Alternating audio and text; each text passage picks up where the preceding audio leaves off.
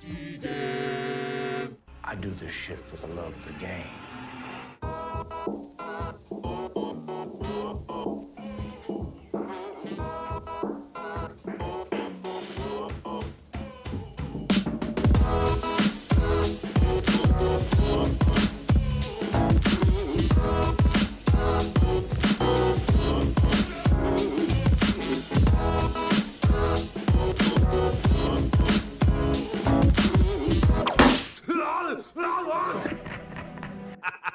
Did you know I'm utterly insane?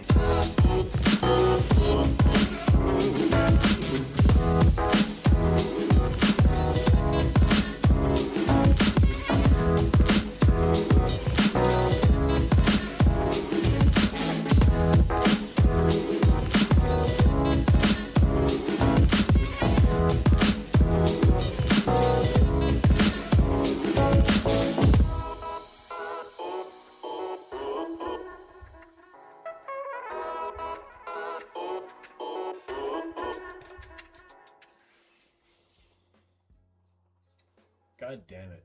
I don't know what the hell just happened. I don't even know if anything's working properly now.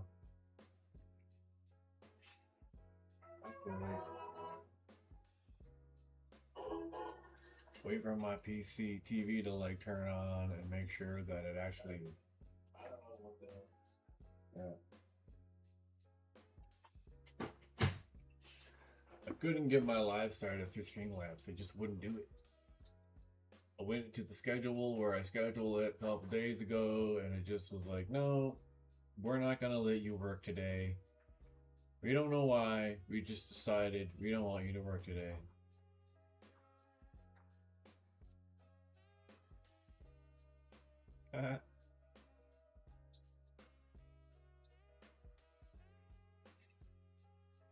So I don't know. Hopefully that gets fixed. Next time I want to do another live, I gotta fuck around with it.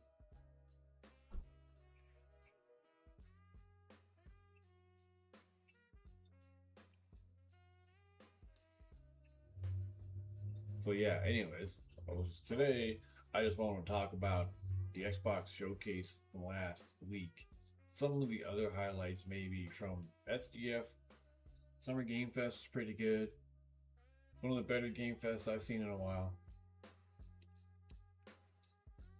But of course, the highlight of the entire week was the Xbox showcase last Sunday. And unfortunately, we barely made it a week without people already talking about like stupid negative stuff already before even giving the showcase a week to breathe and to just enjoy the positivity. But no, too late with that.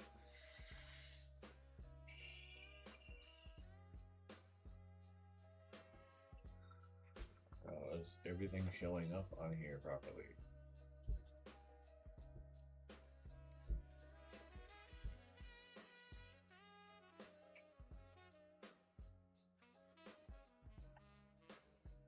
I gotta freaking fix around F with stuff now after all that stupid nonsense.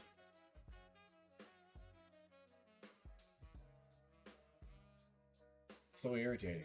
So irritating. It wouldn't let me go live properly from Streamlabs, and I don't know why. Is that gonna happen next week? Or next time I try to do a live that I scheduled?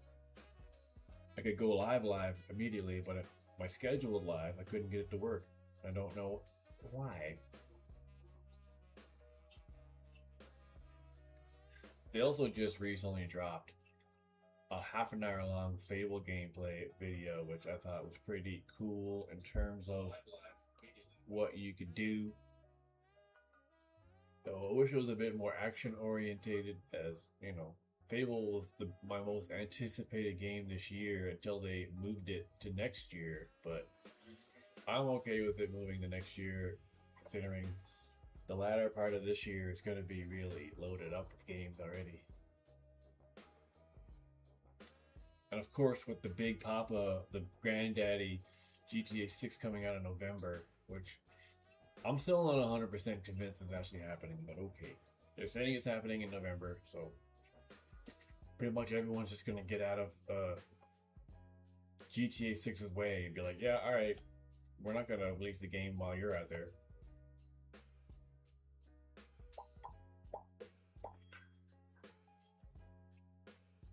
Should I fucking move stuff around before...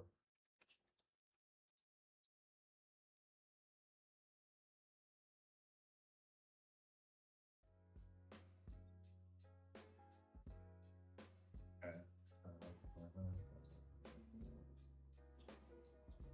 don't know. I wasn't planning on my show not working today, so...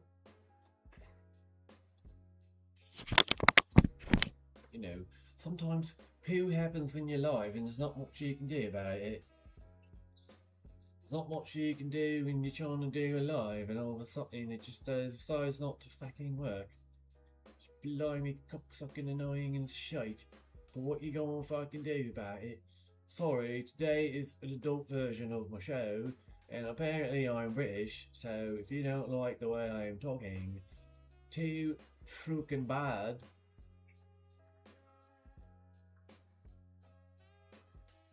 Also, yeah, in terms of game adaptation news, it's been dead as balls. Even during the weekend, I was thinking maybe they'll announce something. The only thing they announced was Among Us, and I could give a shit about Among Us. Even though I did watch the entire show last night. It's like 10 seasons of about 15-minute-ish long episodes, so it didn't take long to get to the whole season, and it's okay.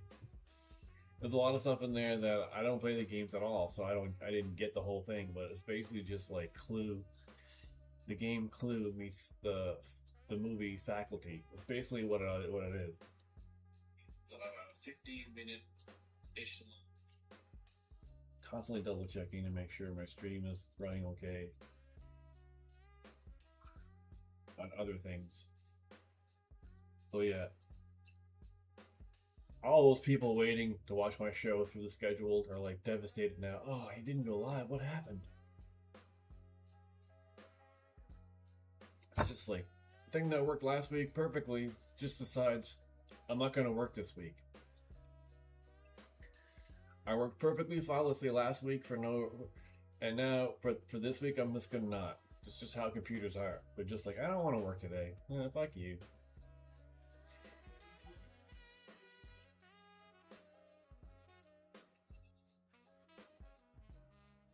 I want to get a little bit of my background. Just to like show off that I'm watching my own live on the TV behind me. It's a good way to get more views. Maybe it's cheating. Maybe Google will like see that and be like, we're gonna cut you down. Alright. Show doesn't begin until I light up a dizzy.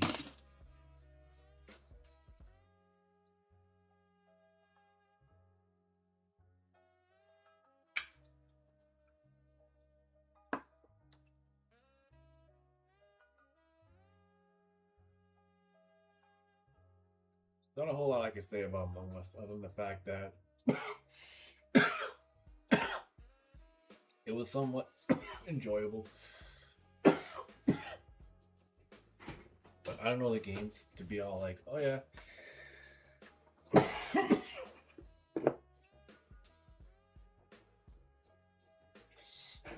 mean, it had a pretty good voice cast, even though it had Randall Park, who I can't stand only because he's just not funny at all. Randall Park is one of those actors that Hollywood just keeps trying to shove down our throats, whether they're actually funny or charismatic or at all. I don't have anything against him personally, I just feel like he's just not funny. But you had like Yvette Nicole Brown from Community in there, and you had Elijah Wood, and you had Ashley Johnson, who I've always loved as a voice actress, and yeah, of course, if you know Ashley Johnson, you should know that she played Ellie in the Last of Us game. But she's a well-known voice actor. But here, she was like one of the main characters. She doesn't. I find whenever I see her in something and she's doing the voice, she's never the main character. But here, she's one of the main characters. She was purple because they all just go by the name of their color. She was doing something a little more different than what she does. Her characters are kind of bland. Like Ellie isn't so much, but still, it's just her characters that she voices always kind of felt a little bland, but this one felt a little bit more interesting and funny. And I also find that she just uses her regular voice a lot. Voice actors who just use their own voice, to me, almost really isn't even voice acting. It's like, you're just talking. Is it still voice acting if you're not really using your voice in a different way?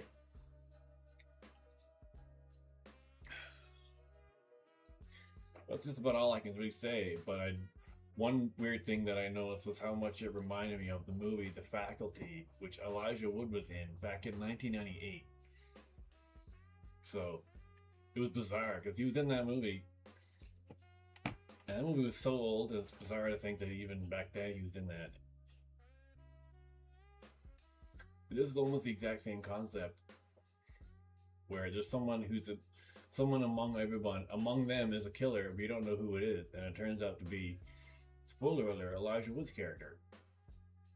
And in the movie The Faculty, he was one of the other people. In the movie The Faculty, it's a very similar situation where everyone's like, what the F is going on? Who's the real killer?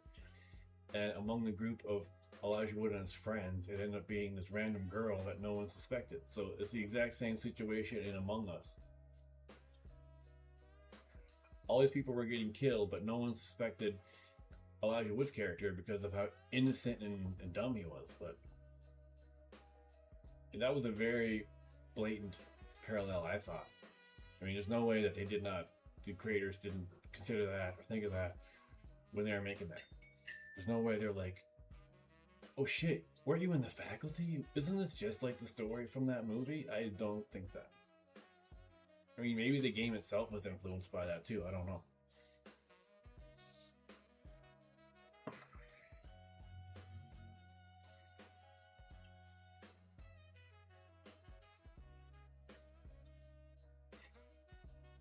But let's go over and take a look at the Xbox Showcase over here on the Xbox Wire website.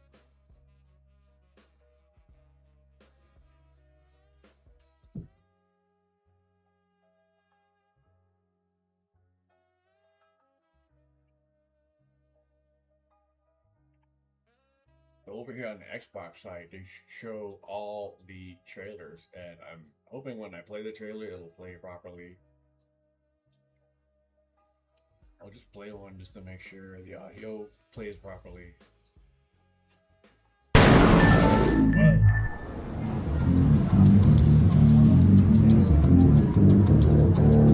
Jesus, why is it so fucking loud? Over here on the Xbox side, they show all the trailers, and I'm hoping when I play the trailer, it'll play properly. I'll just play one just to make sure the audio plays properly.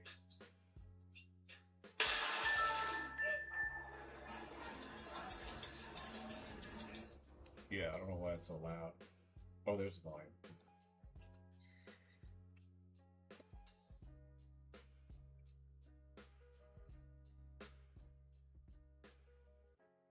So yeah, one of the first coolest announcements. Here's all the games they showed. Not in order of what they showed, but E-Day, Modern Warfare, Call it, don't care. Halo, don't really care. Metro, not so much. Fable, yeah, the one I care about the most. Minecraft, don't care. Senua, really cool surprise. This one I was surprised to see, and it's not Hellblade 3. It's a spin-off. I think some people are saying it's Hellblade 3, but it's not. Wulong 2, don't care. State of Decay, meh. Another Plague's Tale, Resonance. Clockwork Revolution looks half interesting. Spyro. Doom Dark Ages DLC. Persona 4 Revival, which I'm so confused as to why anyone gives a shit about another remake of the 4th Persona game. Especially since they finally announced Persona 6. And it's coming day one, so that was a pretty huge get right there, I think. Them getting Persona 6 day one in Game Pass is pretty nuts. The Castlevania game, Where Winds Meet. Yeah, I think that's some giant open world free-to-play game, but I looked at that for a second. If it's the same one I'm thinking about on Xbox in the store, and it's over 200 fucking gigs. That's retarded. No game should ever be that big. Persona 6, of course. No bull. Really? Thanks. Thanks for being here, and please tell me why, because as far as I know, Persona 4 has already been remade like once or twice. So, I got nothing against Persona. I like Persona 5. I'm still not having finished it. With 4 is almost like, I played a little bit of 4 because it was in Game Pass. And I'm like, this is just like 5. And I was like, why do I want to play the shittier version when 5 is the best version because it's the newest version? Or 5 Royal, as I was playing. But I mean, I'm not the hugest Persona fan. I've only ever played 5, but I really like 5. Even though I still haven't finished it. But Persona 6, they look like they're going for something dark. Some kind of dark angle to it. I'm not sure. Is P4... But why are they doing it again? Because there's already a freaking P4 remake or something. There's P4, then P4 Golden, then P4 retarded, and now it's P4 retarded again. I don't get it. Microsoft Simulator, Crazy Taxi, Sea of Thieves, Elder Scrolls Online, Fallout 76 Infestations. I like that the ones that they like. These little ones here, which we already knew exist, were very short. It wasn't like, hey, here's a half an hour long look at our new Sea of Thieves maps. Like, no. No one gives a shit about the games you already have. Even though I love Fallout 76, but right now I'm not playing it. So, Valor Mortis, that looked kind of cool. The stupid heart on my phone blocks your whatevers. Jesus, I can't even talk. That's how Atlas is. LOL. Yeah, I mean, Jesus, I think it's almost been like 10 years already since Persona 5. And Persona 5 still looks spectacular. So I'm just like, it pretty much takes them almost 10 years to release a Persona game. So then they remake it 4 times between that time. Bad Magpie, Vivarium was the anime movie game that looked really beautiful in terms of the anime style. Join Us, and then the Magician game, which people liked, was one of those surprises that came out of nowhere that a lot of people were like, ooh, that's cool.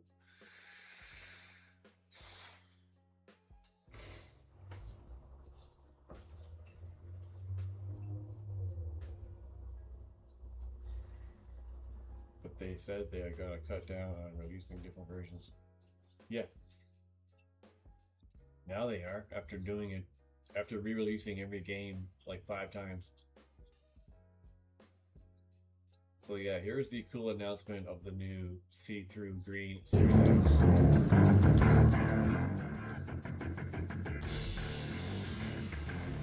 Very nostalgic, that's for sure.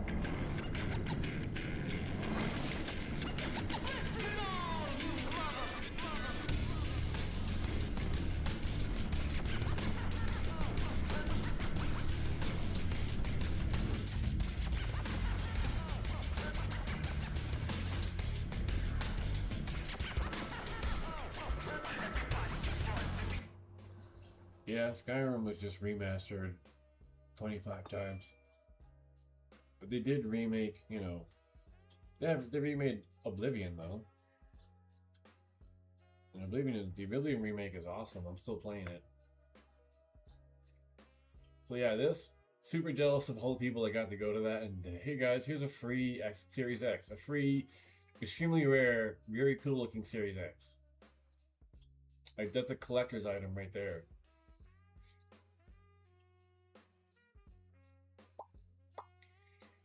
So yeah, here's a breakdown of all the trailers. Could not care less about Call of Duty, so fuck Call of Duty. Clockwork Revolution look cool.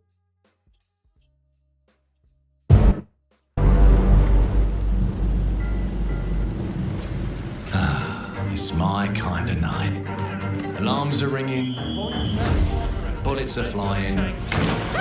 What you do that for? My fingers slip. And every copper in the tangle is on my tail. Citizens, come to order! Piss off! Let me introduce you to some of my esteemed colleagues. Even my schemes have schemes. Me, I prefer to make it up as I go.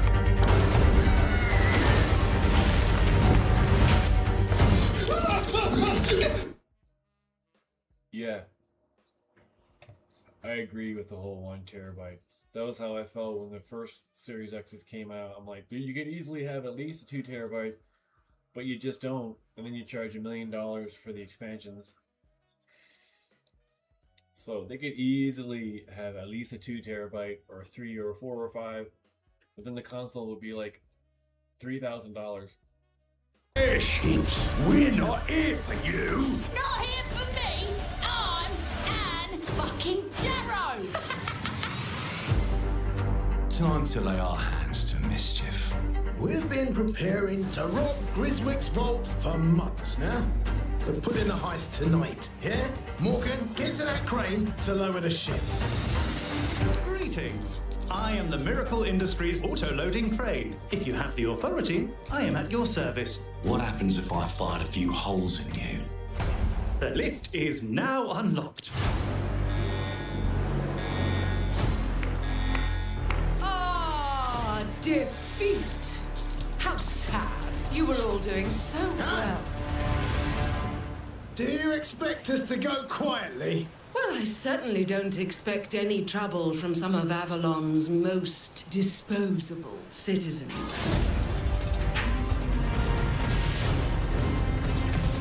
Hello, frightened human. I can get you out of this.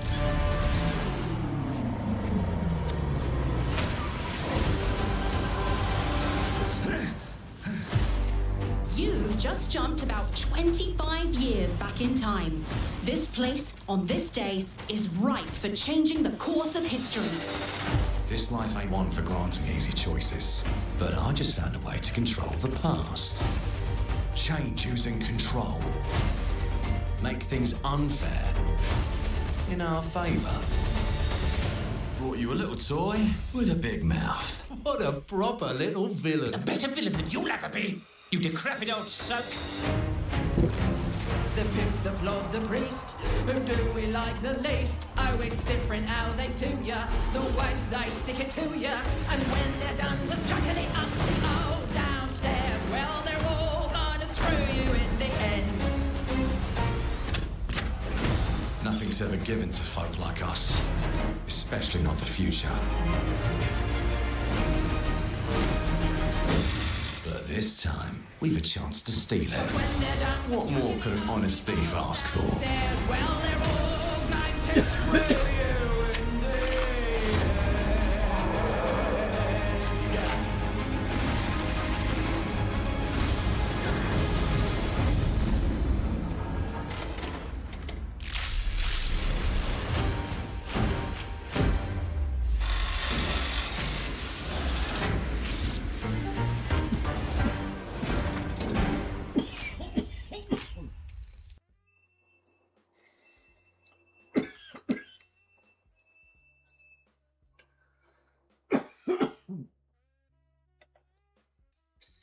Just curious, Noble, if you had notified yourself of my schedule stream, because I had a stream schedule like I always do, but for whatever reason, Streamlabs decided to just take a dump and wouldn't let me go live properly.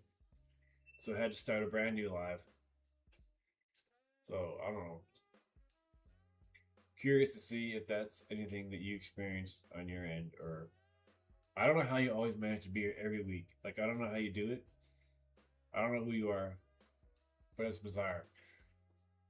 Because, like, no one shows up in my chat other than you, and maybe someone random, but it's just weird how you do it every week. Do I know you? Or, like, are we secretly related and you're just being nice? Are you like my mom or something?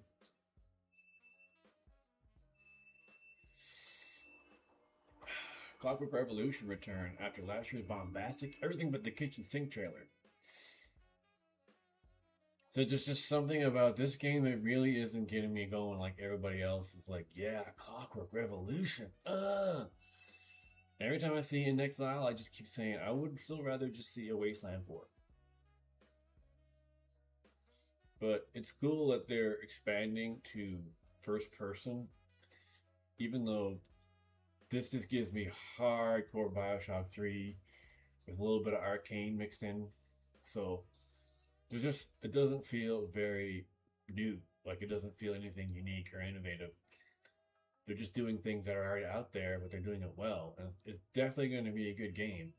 I'm definitely going to check it out. And I love that it's an exclusive. And I love that they're putting that in the trailer more and being more open about that. Because it's been such an annoyingly retarded issue lately with everyone talking about, should Xbox have exclusives, should they not? Everyone's like, hell yes. Everyone's like, hell no. I'm your brown brother from another mother. Cool. Well, I don't know. I appreciate it like you wouldn't believe. I don't know how you do it. And when I couldn't get my stream to work, I was just going to be like, oh, fuck it. I don't really care. No one watches anyways. But I still wanted to do it because I didn't want to quit and give up like I always do. And then next week, maybe I'll do it again. I'm like, you know what? No one watches my show anyways. Why not? Why should I do a show this week? And then before you know it, I'm never doing the show again because I keep giving up.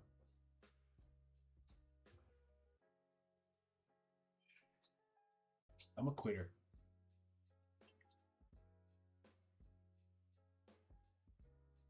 Doing the Dark Ages, didn't really care a whole lot about that.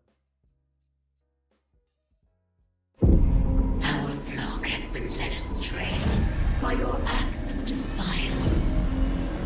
Argent and War trembles in the wake of your actions. They follow you now.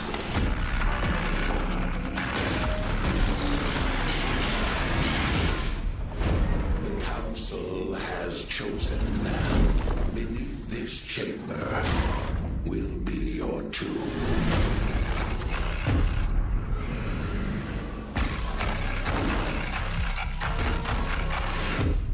This place is your pain given shape. It holds many secrets. Only a cleansed soul may leave. I am not your enemy. I am your way out.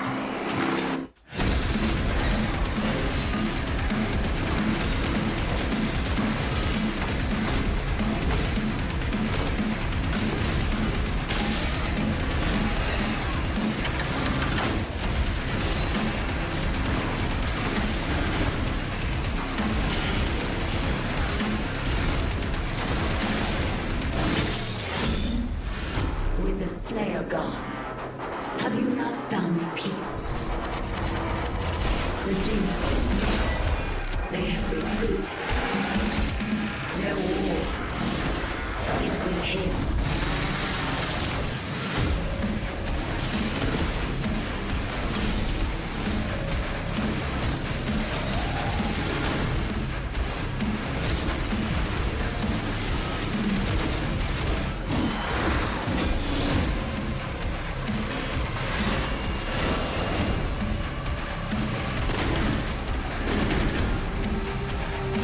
The Slayer is alive, and we're going to find him.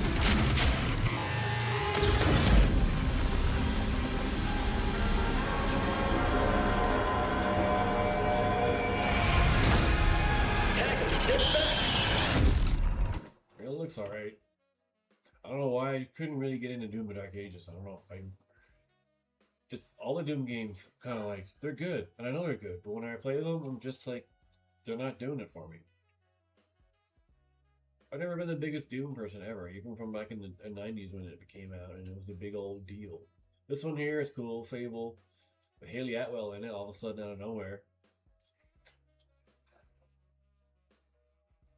I should be reading more about this, because when I first saw this, I thought, okay, did they just hire Haley Atwell for this one trailer, or is she in the game now? But they're saying that she is part of the game. Isabel, the hero of Wraithmarsh, brought to life by the amazing Haley Hotwell, a powerful hero with a tragic past. A former pupil of Guildmaster Humphrey the Golden, her obsession with righting Albion's wrongs has driven her into darkness in her search for answers. Yes, of course. Just like every other bad person. Isabel isn't the only dark force looming over Albion. The trailer also teases the return of the legendary Jack of Blades, one of the most iconic characters from the original Fable.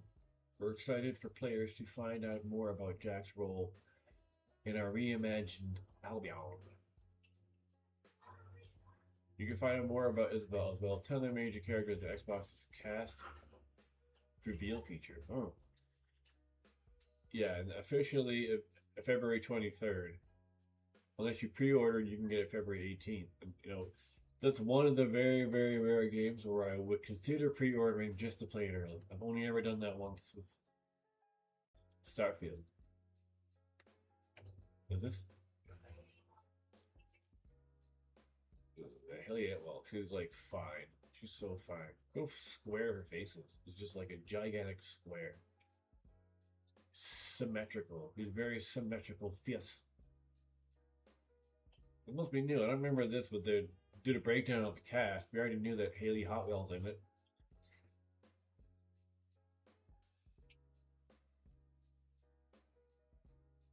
Yeah, we still got these people playing the actual characters. But they never showed this person's face recently. Like this was the first face they showed in like I think the very, very first full Fable trailer a couple years ago.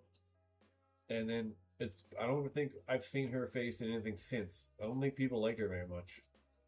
Too many incels were like, well, she's not attractive. Why would I want to play an ugly female character? Well, I don't know what this means, because wait, are you playing this person? Because in the demo that I'm going to look at after, I don't know. It's like I'm almost kind of confused as to, okay, are we playing as a guy or a girl, or is it a set looking person, or can you customize it just like you can in all basic RPG games?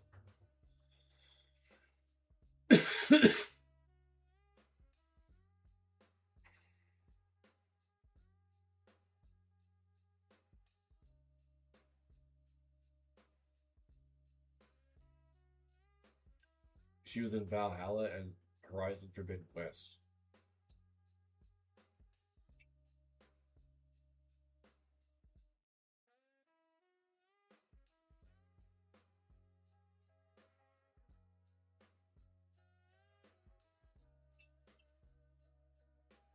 Raised in the sleepy forest-bound village of Briar Hill, our hero is an ordinary person made extraordinary by fate. Whether they're kind or cruel, generous or selfish, honorable or a complete arsehole is all down to the player to decide. But one thing that's always true about our hero is their wry, composed nature in the face of Albion's mysteries, dangers, and eccentric populace.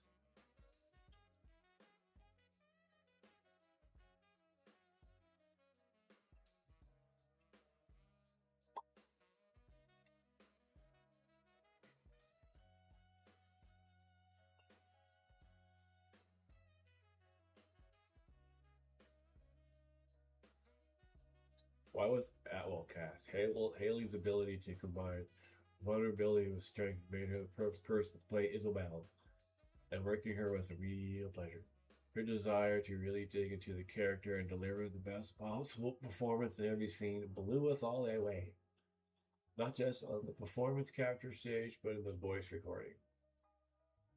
Her classical training was on full display.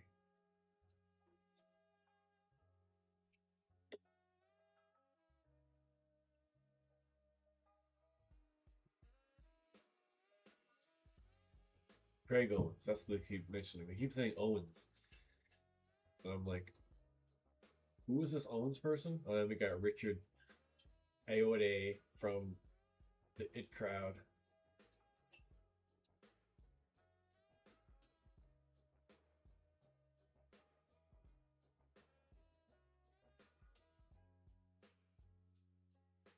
He's created music videos? Interesting. He's really funny in the It Crowd, that's for sure. Sonata Wakama. I'm the Cobbler. Matt King playing Humphrey.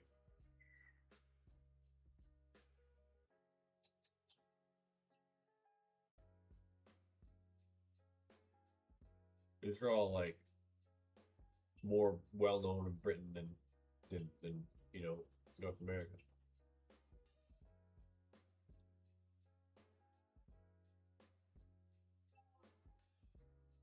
Adaptation.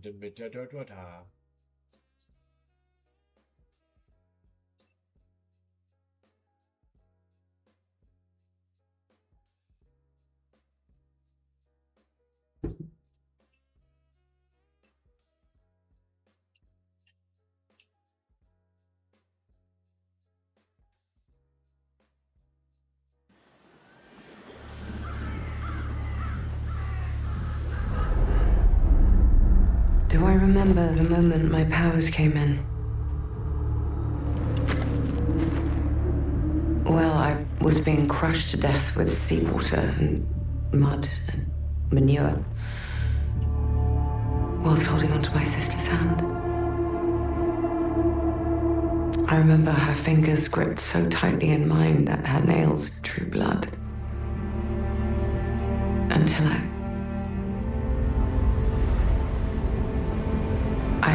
lost her grip. But she stayed away.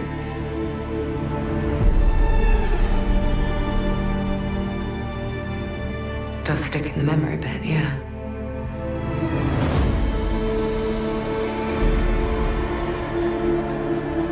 I know why you're here. You want to talk about them. They're not real heroes. You ever seen a legend in the flesh? All that power, how do they use it? Killing mindless beasts. Fighting petty villains. None of that matters. No more the guilt. This is the stuff I'm more interested in seeing. This here is the most Fable looking type shot, kind of, from playing 2 and 3. Oh, 2 is my favorite. I love 2. Muted myself, of course, but yeah. I want to see more of this fighting type stuff. Wait, why does the quality go down so much?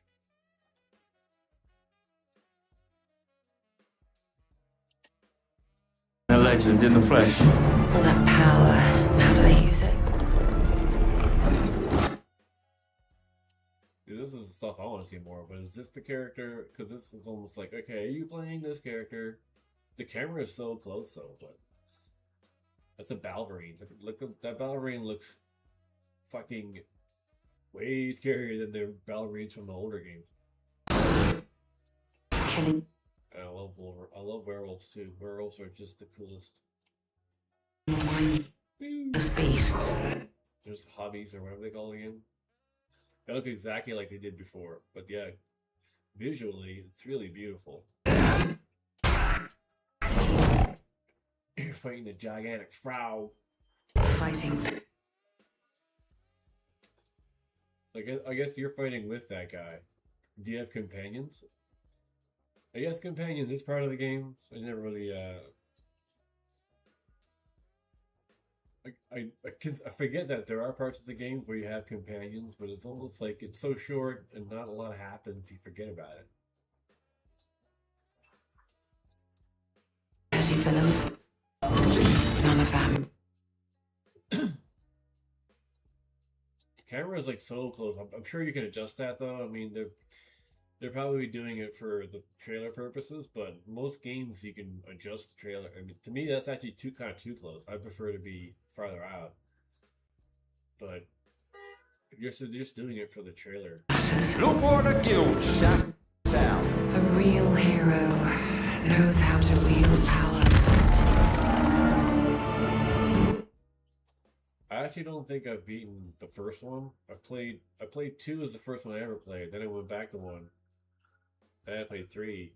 But I don't think I've actually finished 1. Don't waste the time in trivialities. You're back and dressed like a swag. I love that part.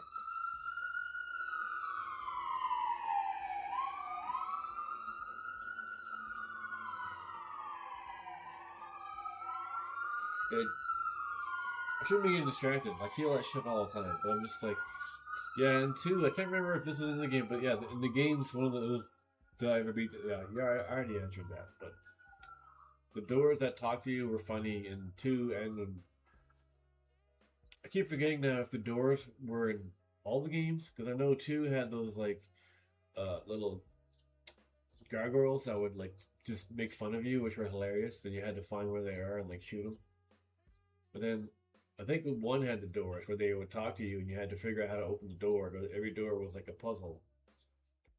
It's like, I think you had to say the right thing to get them to open the door, but this guy's like, "You look like a twat." With that dry British humor. "You look like a twat." You're a fucking, this guy looks like a twat too. Look at this guy. He's a fucking twat. Important things to worry about than vegetables. A hero knows how to live with their choices. Oi! What the fuck was that? Interesting choice there that they're going to have swearing in it. And they're straight up just going for it in the trailer. I'm almost just like, it's funnier without the swearing. It's funnier when they don't swear, but it's almost close to swearing. Blatantly swearing is almost too easy. It's almost like, yeah, you could easily just do that. But whatever, I'm not against it. I'm just thinking like you could easily not have the swearing and it'd still be funny. Call him a twat, not a twit. It's definitely a twat. But even though twat basically is twit in British, unless are you from there or something? I keep forgetting where you're from. But he said twat because that's a very common British insult. You look like a twat, which just means being an idiot or an asshole or something, I guess. I think it's basically England's version of an idiot. Twit is also just idiot, but North American version of an idiot. I was just Sent my brother into the infinite fucking abyss without even asking permission. Remorse. So yeah, it's gonna have humor, but it definitely seems like it's darker though. Like what the hell does infinite abyss even mean? But I'm almost, it looks like there's going to be a lot of long cutscenes, and I'm like, okay, sure, but Fable was never a long cutscene kind of game. Fable games didn't really have cutscenes. Even when they had moments where you had a character talking, the whole game didn't just stop. Like in other games, and you're just talking to each other. So, I don't know. Remorse is for the guilty.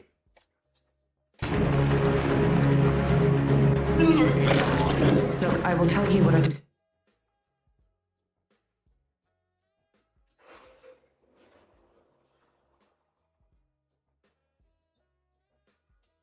Till then, Albion is broken, and I'm going to mend it.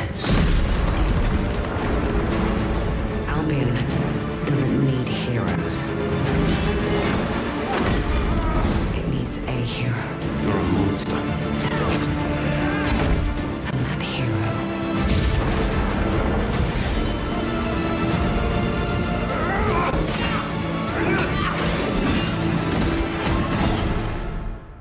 is me.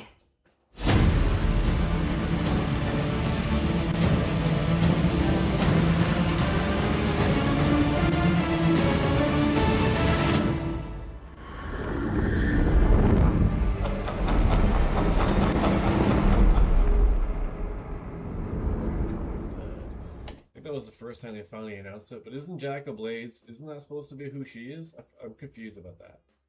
I thought Jack of Blades was her. I thought she was the new Jack of Blades. I guess not. But then who the hell is she in the game? At first I thought, yeah, she was supposed to be the new Jack of Blades, but now she's not.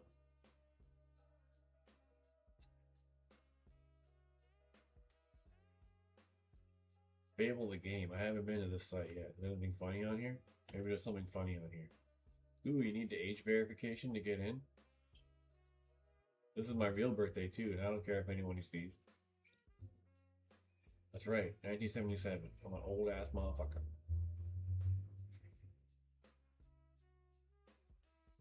Is there anything even here? No, this is it. Literally come here and you can order whatever you want.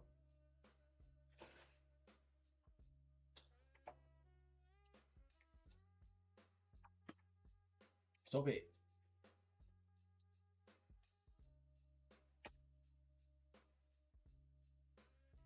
Yeah, there really isn't much here though, like news. Other than news,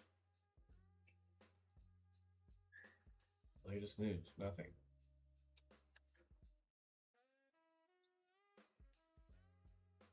Wait, June 12th. This is new. This is from like yesterday. This sounds like something that. Oh shit! Is my ad blocker fucking it up? It might be. Wait, what? Did you just add a new thing and it's already been 404'd? June 12th. Introducing the Creators Guild. Accept. Why won't this work?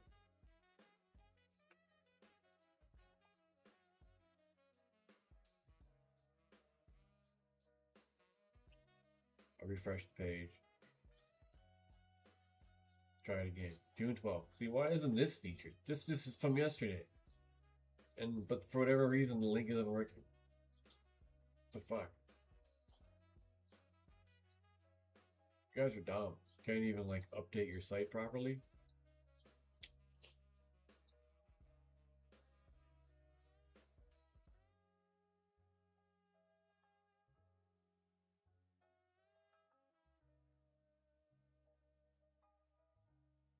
February 23rd.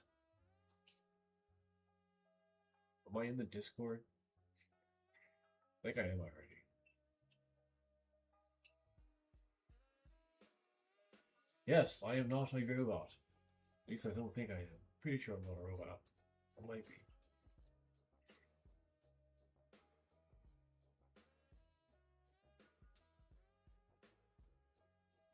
Of course, the most interesting part of all is that this is from Playground, who do the incredible Forza games. So, how is a company who's only ever made racing games going to make an RPG game? I know they're going to knock it out of the park, so I'm not worried at all. I never was like, oh man, they're going to fuck it up. It's like, no, they're not. They make phenomenal fucking games. They can make any game and it'll be incredible. For pre-order, you receive the chicken cosmetic outfit. Yeah, I'm like, if pre-ordering doesn't give me the DLC, because they just announced, like I just saw somewhere recently that there is going to be DLC.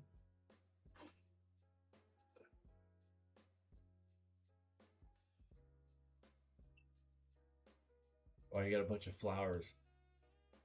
Post-launch expansion. Okay, yeah, right there. Duh. I mean, any DLC that doesn't include... Like, I don't ever really do premium editions unless it's on sale or comes soon to Ultimate.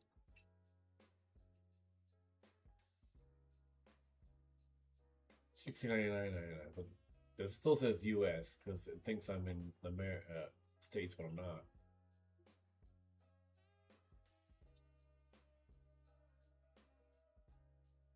I don't know. I don't care about cosmetic things for pre-ordering or stupid shit like digital art book and soundtrack. What in the fuck am I ever going to do with that? Why in hell would I use that? Those things take up space. I downloaded the one that came with Starfield, and it was completely freaking useless. It just took up space. Like that a physical form of a digital art book and soundtrack would be cooler than, you know, some digital thing you're never going to look at.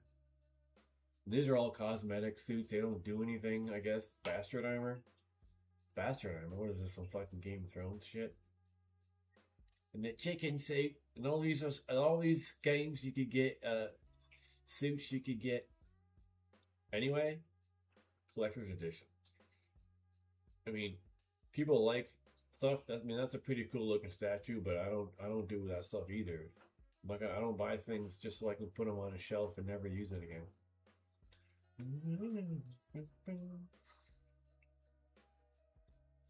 You get a little better picture of that statue. Jack with blades. Oh, look at that. I get the appeal of owning these things, but And I've contemplated buying some things just from movies that I really love, just because I love the movies of the game so much. But I'm gonna spend all that money to just put a thing on a shelf and then never do anything with it ever again. But that's just moi. That is just moi and how I look at things. Moi is French for me. Gears of War E-Day, and I'm like, see, everyone is hyped for this one, and I don't care that much either because I'm not the biggest Gears Day, but I'm glad that it's going to be exclusive and that all the people that love Gears are excited for this. So I'm happy that other gamers are happy for this one.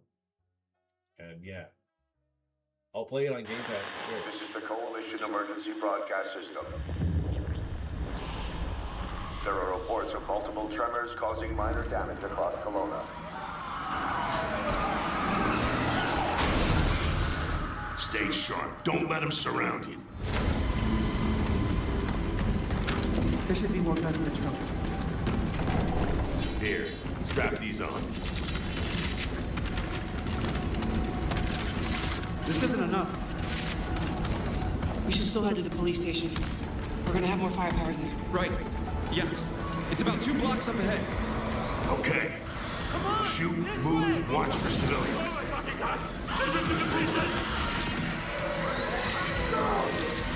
Get inside, now!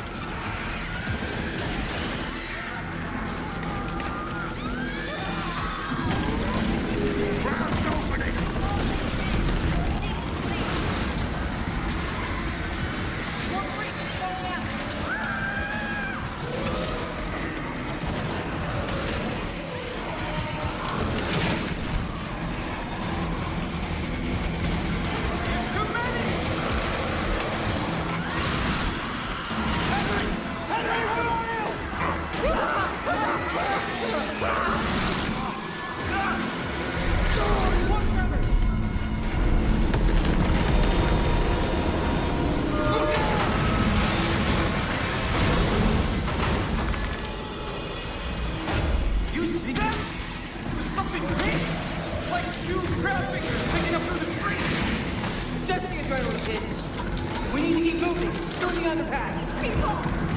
Let's get moving. Let me see what I can do. I'm at the fire safe. I need backup. These things are all over me. More tremors. Any gears out there? Anyone that can hear this?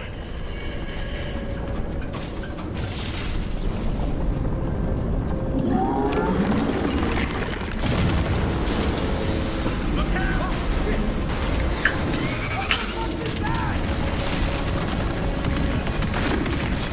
Target surface. Open fire!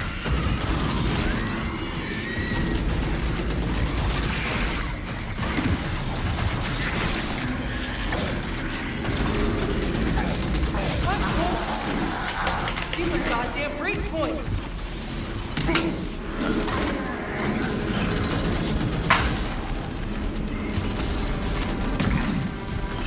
Reloading. Cover me.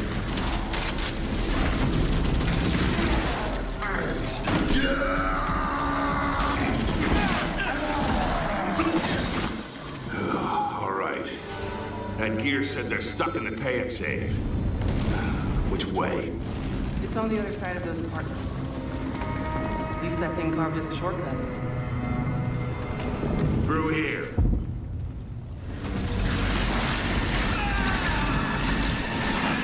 Too slow.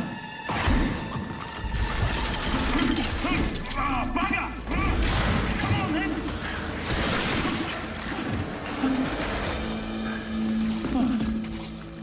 Nice shot. Where the hell did you lot come from? We heard your distress call. Well, you saved my ass. But we need to make ourselves scarce. These fuckers keep pouring in every few minutes. More tremors, watch it! Right on schedule. You guys here? Yeah, for you. Where's your squad? These people look out on squad with outskirts. There is protecting some survivors nearby. about to get back because I'm falling in the pit.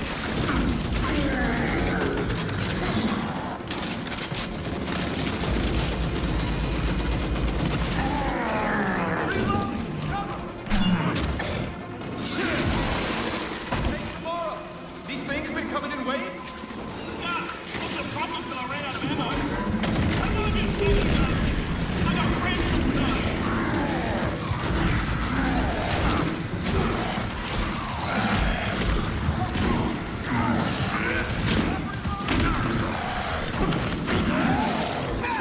Eat that!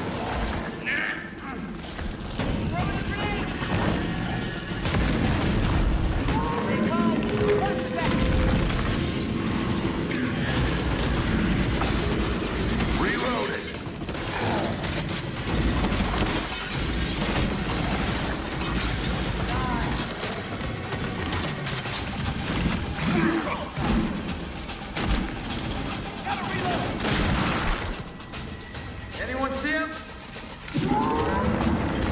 Contact front!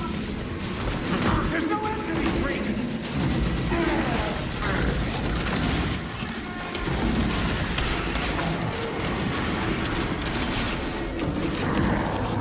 Pick him off!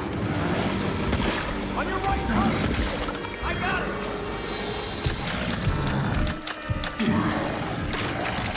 James! Damn it!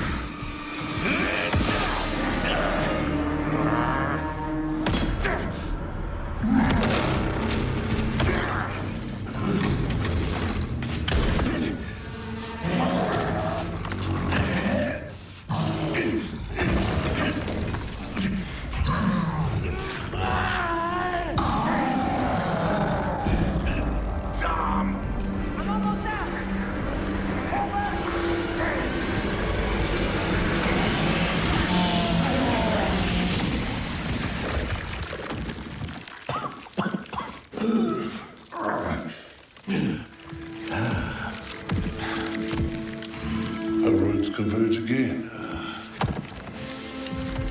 Marcus Phoenix.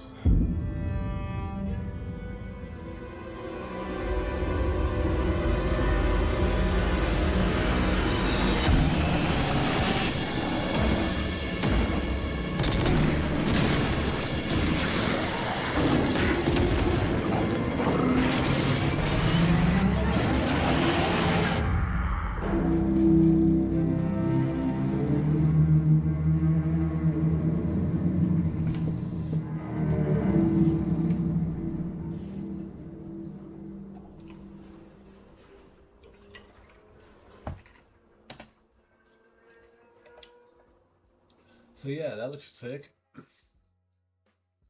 I mean, I've played Gears of War games and they're good. I've just never been the biggest Gears fan. It's just how it is. And even Halo, both of those was just like, all right, they're okay.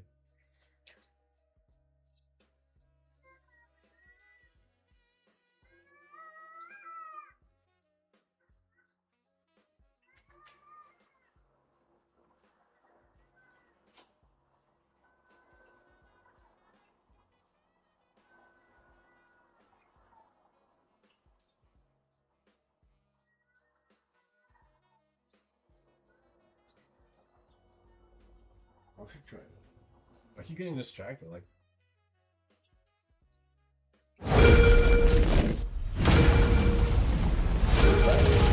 You've heard the story. Halo, the Chief, stuff of legends.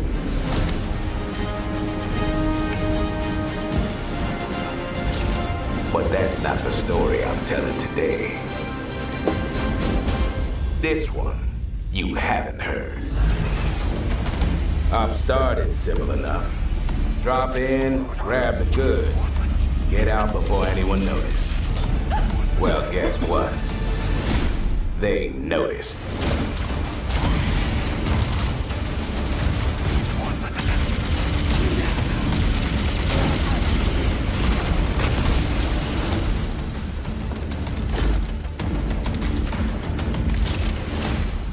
Now you ready to get to it? You serve long enough, you learn to read the battlefield. This place, more of a freak show. And trust me, I know freaky. Have you enjoyed your stay so far, Demon? Sorry to interrupt, but we're on the clock.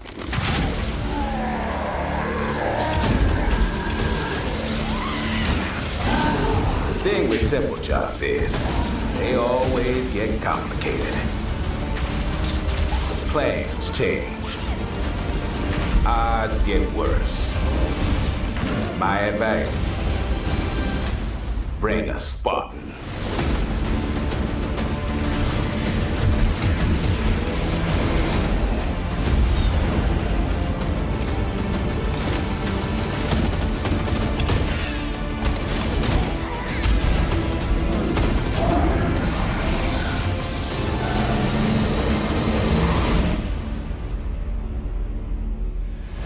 Chief, you ever get tired of being the strong, almost silent type? No.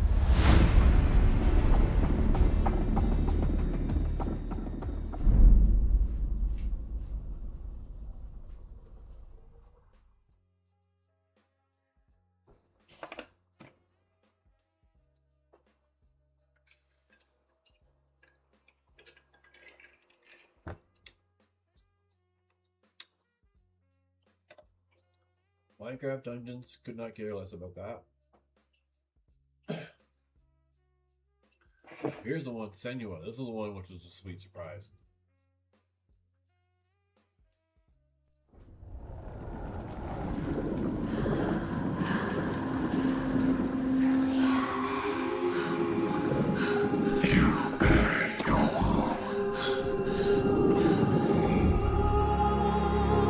Left your people behind. Believing time would see them heal. But what is left in the dark sickens. And some binds cannot be broken.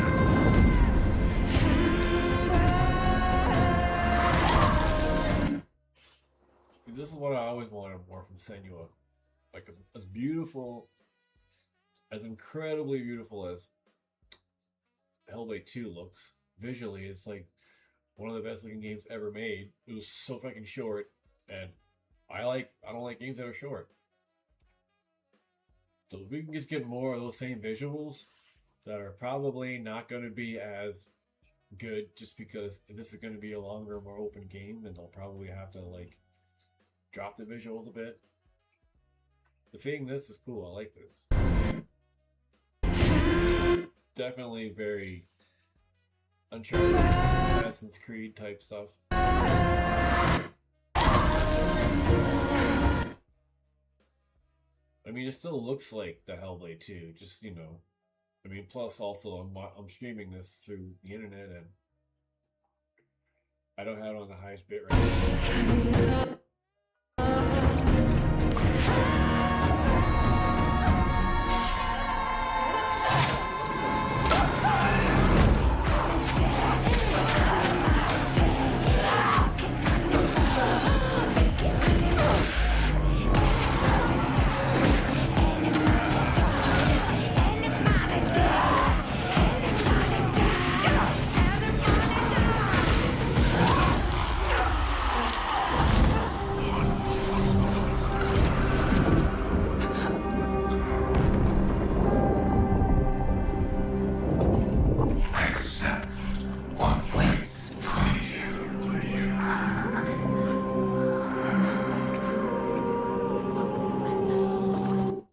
This one, the way it looks though, it kind of just makes me think that this entire game is going to be like Inner Head or something.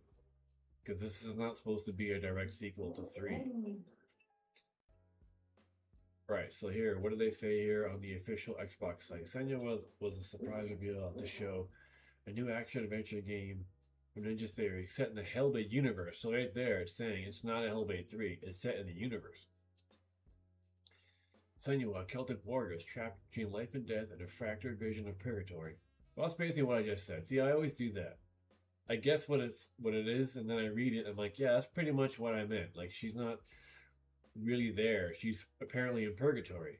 She must fight to reach the afterlife and reunite with those she loved and lost. To reach the afterlife? Isn't the afterlife death? Battling forces that threaten everything she believes in.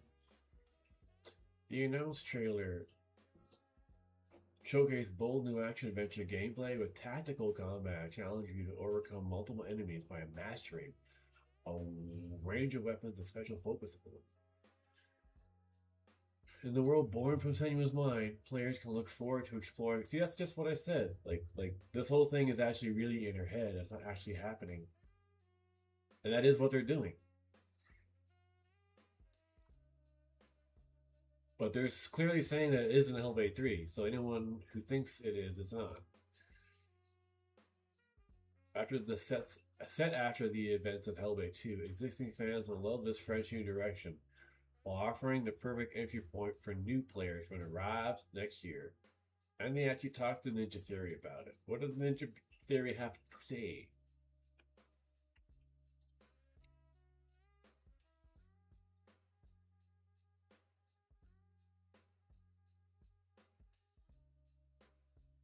So they straight up have like an actual full-on interview here. That's a lot here though. But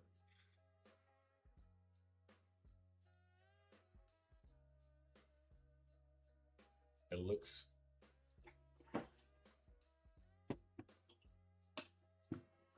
good. Yeah.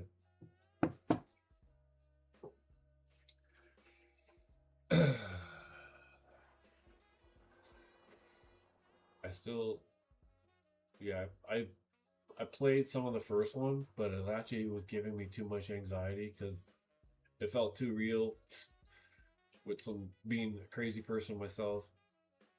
But the second one just looked so stinking good and was way less mental. I'm not sure what the right word is for it, but there's something that one was doing that bothered me that I didn't, and I couldn't play it. But two was, you know, really good. It was just so damn short. Like, I just can't deal with games that are like that short, not even 10 hours. Like, I would never even bother if it wasn't in Game Pass. But how would Don Matthews describe it? It's an out-and-out action-adventure game, a bold new step for Senua as a character into the action-driven space. However, what that means, really what that means, is taking the heart and soul of what Hellblade has meant in terms of intimate storytelling, high production value, and being a journey that's full of intent. But being additive in a way that gives players more agency in a lot of gameplay. This is really about giving Hellblade fans what they've been asking for, while meeting action adventures players' expectations, and the way that manifests is in broader gameplay, more combat depth, and an interconnected world.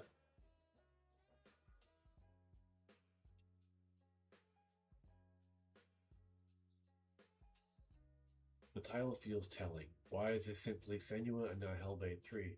Because we already said that it's not.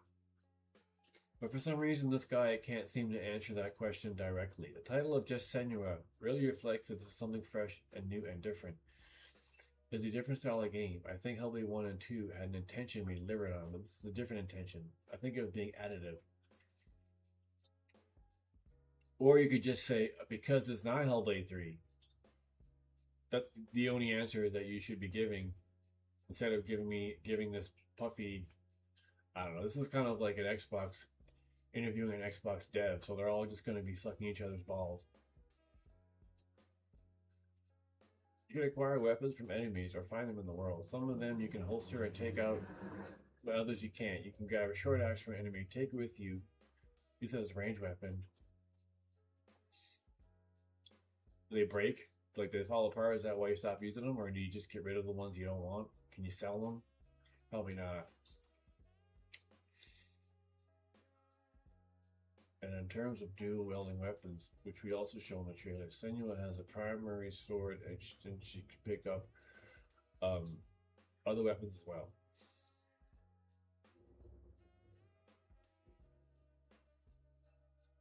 Senua develops beliefs, understandings, and that gives her the ability to change her reality. Well, the reality of this game is that they're not in reality, so they can just bend it anyways.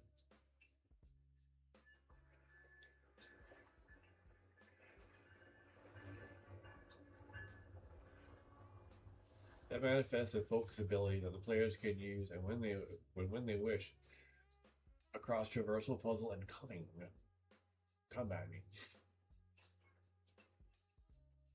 Yeah, the one where she was like stomping on the ground looked like some kind of focus move. One other thing they showed in trailer is her shadow ability, which she can do to unlock spaces in the open world where you can use it within combat, particularly when there's multiple enemies. So you can do it for both things.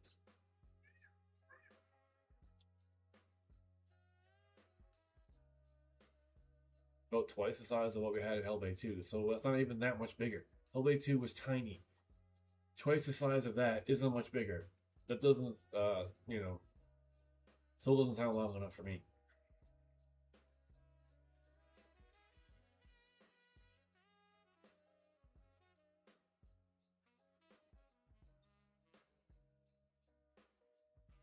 To be clear though, this is an open world game. It's a linear story told through a map built of interconnected locations. Yeah, I didn't think it was going to be open world.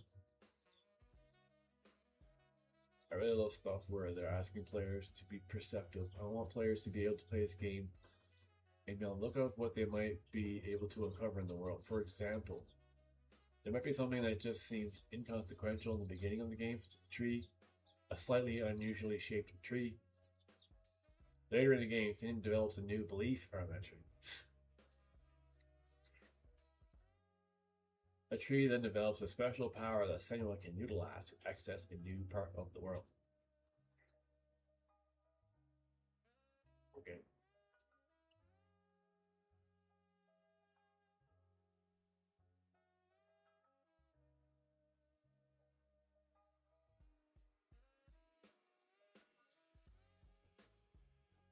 You've also mentioned improved traversal. Tell us about how you get around this world. I think what players are going to find when they play the game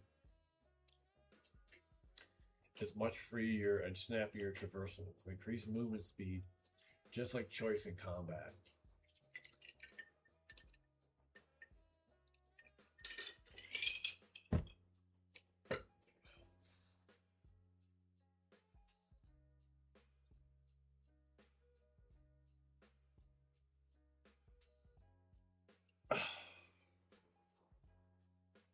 Players are going to be vaulting, climbing, and jumping a lot more than they have in the Hellblade games. And they're going to find a lot more of virtual cattletap, spaces that exist over a number of different levels. So the game goes up instead of out. We're making a combination of broad traversal moveset combined with her focus ability. And of course, what Senua is known for is her ability to focus and see the world differently, which allows her to open spaces and then move through them in interesting ways.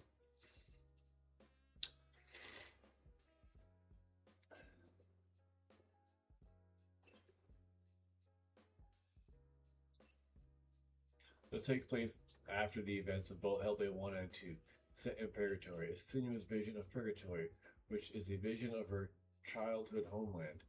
So in one sense, she's returning home. She's trapped between life and death on a quest to reach the afterlife, to be reunited with the once. But isn't the afterlife death? So if she's on a quest to die, she's in, I don't know. It's like, what does that mean?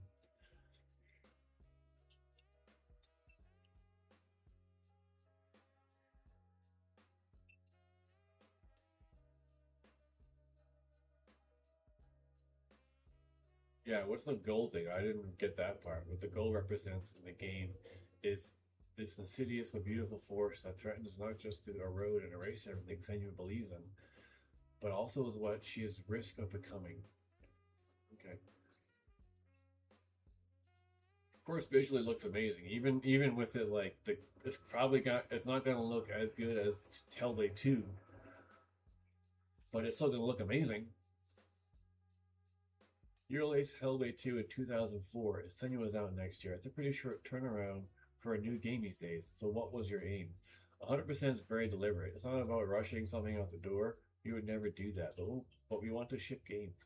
Players want to play games, so we want to get on with it. We have the pipelines, we have the technology, we can build them. We are the team, we have a very clear vision as to what we want to build. That gets you a long way to just get out and execute it. We shipped Hellblade 2 in May 2024, and by September 2024, we were making this one. People took a good break. But before everyone took a break, I said, this is what we're going to do. This is the plan. We've got an awful lot of work to do, but it just feels great to be shipping games.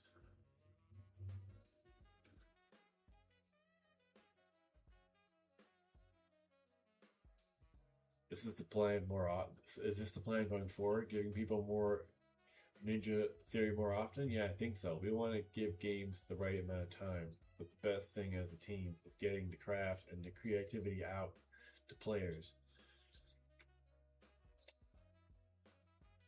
Yeah, I mean, Ninja Theory is a great dev to have in your pocket, and they're not using them enough. So I'm glad they're coming out with the game already, because, yeah. It was a long break between Senua Hellblade 1 and 2. So this one comes out, the first Senua Hellblade came out in 2017, so this is like 10 years. This spin-off is 10 years after the first game.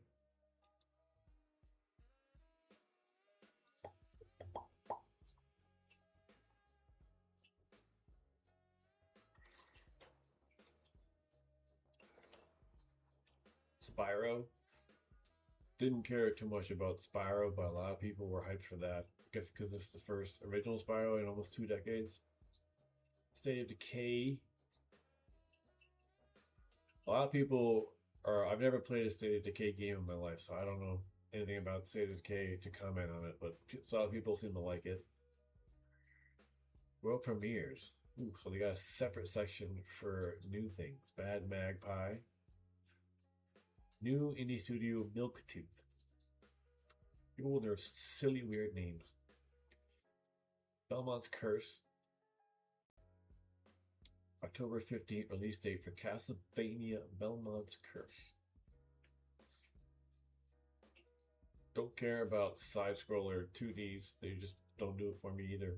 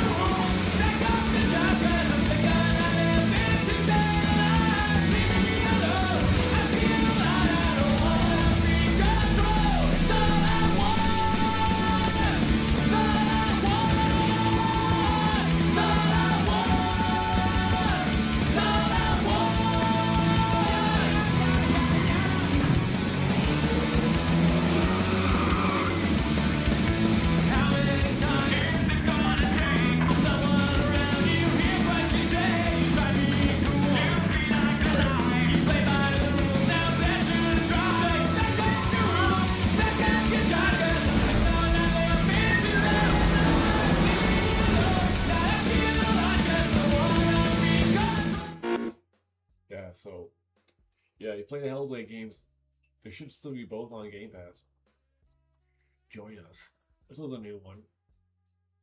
Start a doomsday cult of your very own. You're ready for the challenge and the reward of opening your very own cult. Nothing can beat us, nothing can break us, nothing can shock us, nothing can shake us. I know it's nothing. You'll be going to beautiful Bedford County, USA. Teaming with locals waiting to join our family. You scare me? You don't scare me. You better reevaluate your life choices. You pissed off a random person on the street. You want a trophy? Even if they don't know it yet.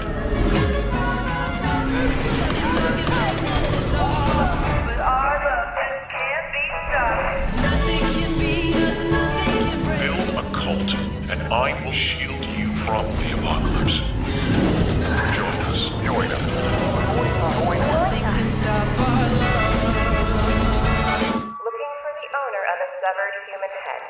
Come and collect it, or it will be given away on a first-come, first-served basis.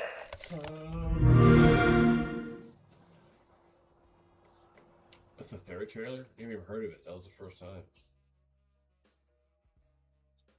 Magician's Devil's Deal. Step into a world where stage magic becomes real.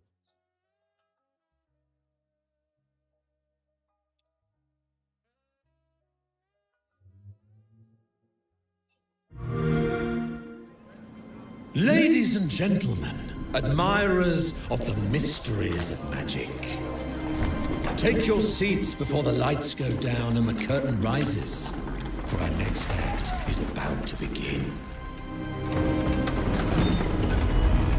Are you sitting comfortably? Are you prepared to witness feats both mystifying and illuminating? Watch closely then, and let the shadows tell their story. Behold, the famous Jacob Menturo, stage magician extraordinaire. So brilliant were his tricks, it cast 5 long shadows behind him. They called themselves Masters. Through a deal with the devil, the Masters sought yet more power. Their deal demanded a sacrifice, and in the darkness, they chose Jacob. Jacob was trapped in eternal torment, but the devil had other plans. He pulled Jacob from his infernal nightmare and offered a new deal. Face their legions, their tricks, every abomination they command. Take what should have been his. Escape if he can.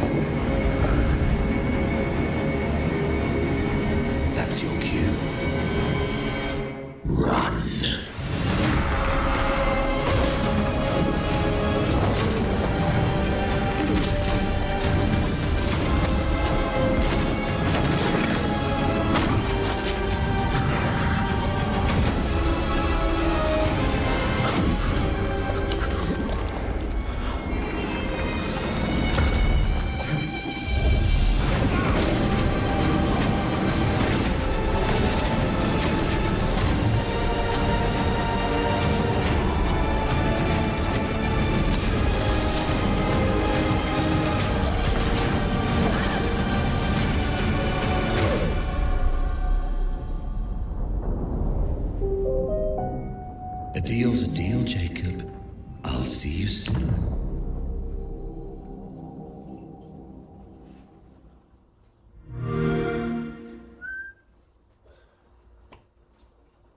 That game looks really cool. I mean, that was a brand new announcement, and I figured it was a new arcade game because the style is very arcade-like.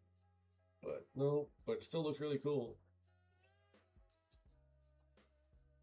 It doesn't even say who it's by down here. Like, I don't know who actually makes that.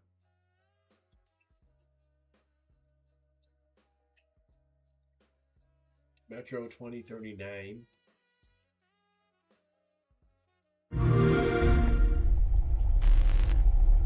There is a liar in these tunnels.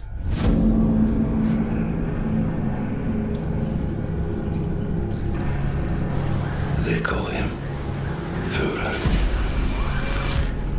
But that is not your name. Your name is Hunter. As a Spartan, you were a legend. You stood for something. But where are the Spartans now? To protect the Metro from you. You promised a brighter future for our people. Now No Reich spreads tyranny in your name. You swore to crush the enemy, to face them head on, and guide the Metro to the light.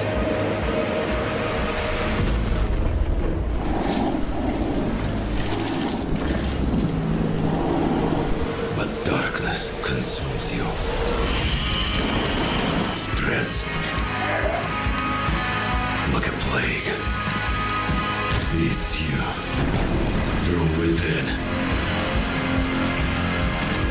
Every step and every move drowns you deeper in lies.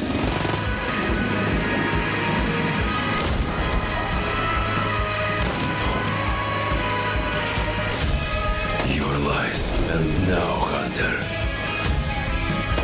that legendary Spartan is gone. Turn to ash. I won't stop until the Führer burns with him.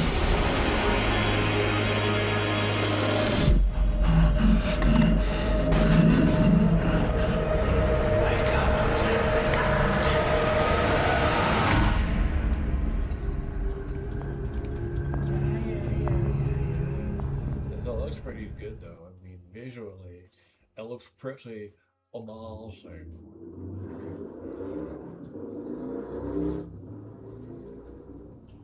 And there was a Persona 6 announcement, which was very random.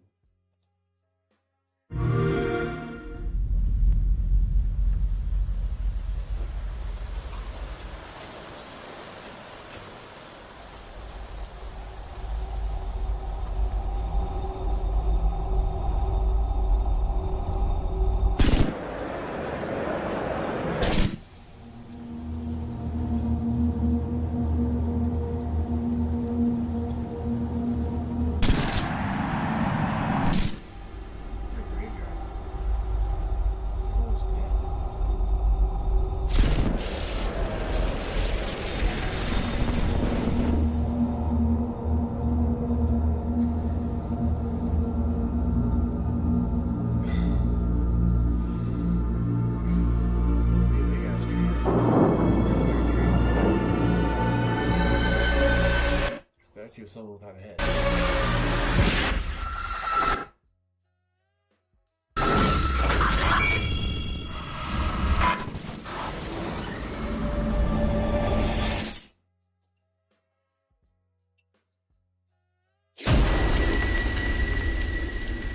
I don't know, it's so dark. They should have like they should have Persona 7 dark like this because the style is like 7 in the movie. Yeah.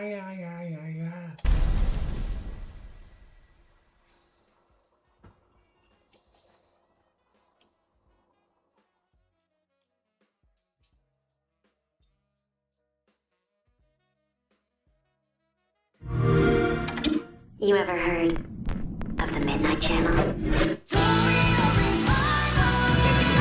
Domino might have been on that Midnight Channel before she died too.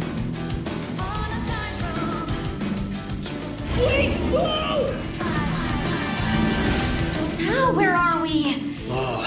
Feels like we're someplace totally different. Watch out! Now then, whatever's going on here, we're getting to the bottom of it. To wield a persona is to wield direct control of one's heart. And the heart is strengthened through bonds. Doesn't it sound cool? Someone had to see that. I'm glad it was you. Was that supposed to be him? Good times never seem to last long, do they? I hate you, sneaky, stupid bully jerk! I can't wait! So, shall we? Really? So neat! Come on, don't call me that. All shadows were originally born from humans. Well, then that means Senpai got killed by her other self. No! Get out of here! Don't look at me! Does that mean you're just gonna stuff me back in your head and pretend I'm not Rhea? I can't!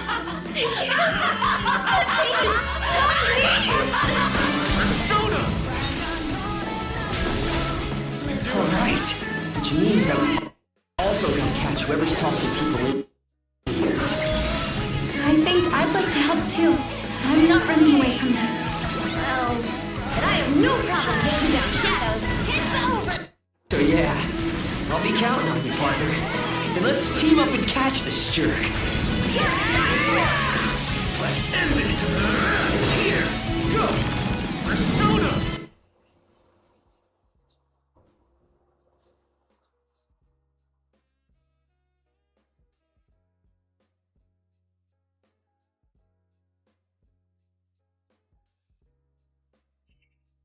It's supposed to be muted. Why isn't it muted?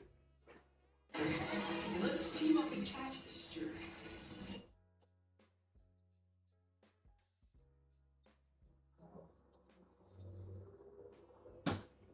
Still playing it for you on speaker.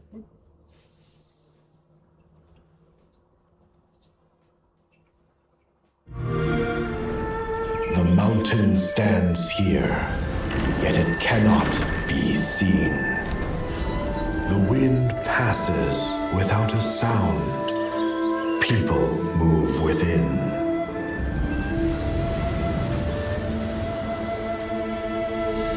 The Moists move in secrecy, renowned for their mastery of mechanisms.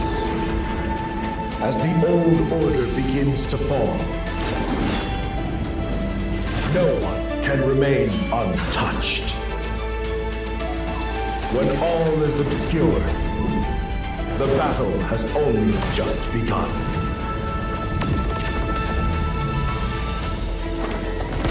Beneath every mechanism, the true game lies in the human heart. This is your game to decide.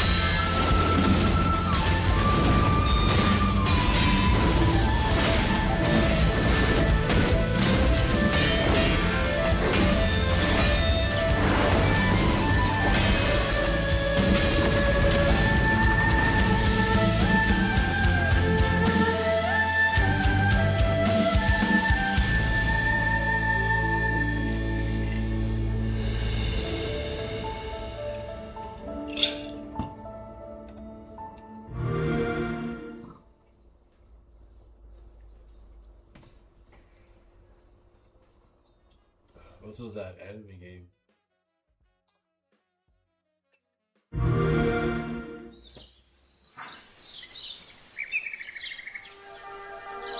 Some years have a color to them.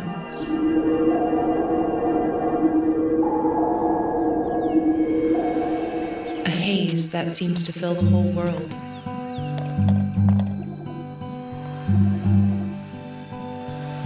In its glow, you discover wonderful new places.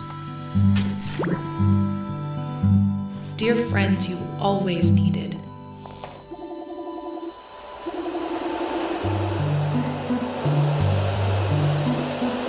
And golden moments which linger on the warm breeze.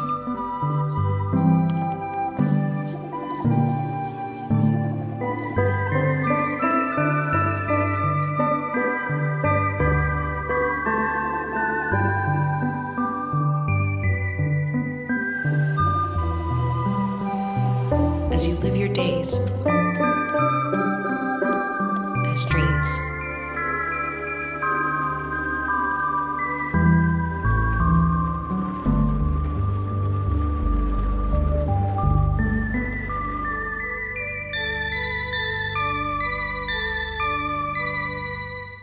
That looks great. Or it looks emotional.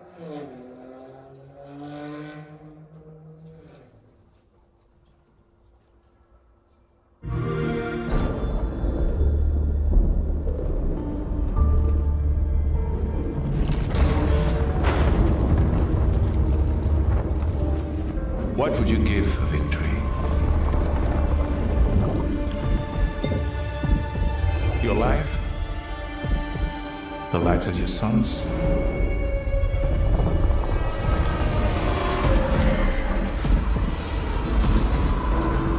The line between victory and defeat is thin.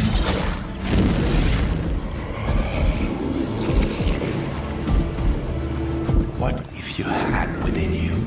power, terrible and divine. To destroy your enemies, break their will. Would you have the strength, the resolve to wield it?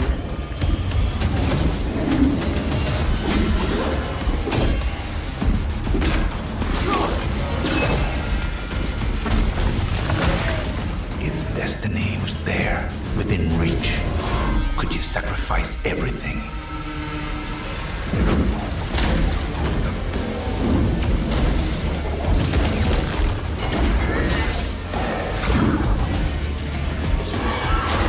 For your country. For your empire.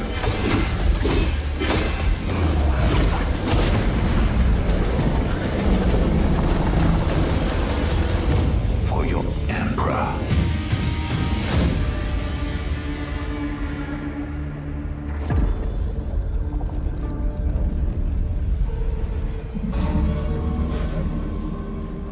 I missed that part about Vincent Cassel being in it, French actor.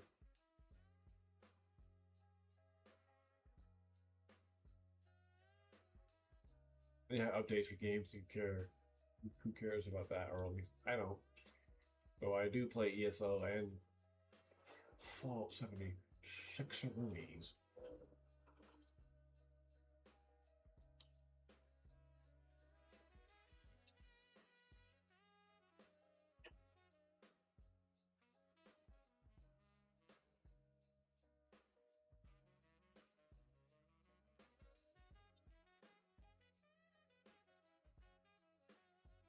Long 2.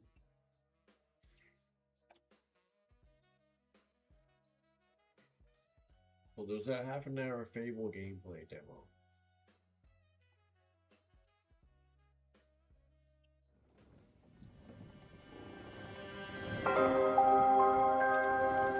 Fable is a beautiful open-world action RPG, packed with drama, jeopardy, and high-stakes choices that change the world. But at the heart of Fable is a game within a game. An endless, interconnected life sim where you'll be remembered for changing people's lives, building property empires, manipulating the economic fate of entire settlements, and more. And as you do all this, you'll build different identities and experience a complex, nuanced morality that is so much more than good versus evil. It's what you'll do in Fable when you aren't saving the world, and we call it building an extraordinary life. Let's dive in. Here I am in the middle of Oakshire, one of the 6 regions in our visually diverse open world. It's characterised by beautiful rolling hills and lush, colourful foliage, inspired by the British countryside. There are settlements of different sizes throughout the world, each with their own population, traits and landmarks. Albion is full of variety. We can see one of those settlements up ahead. Silverbrook, a peaceful farming town and the largest settlement in Oakshire.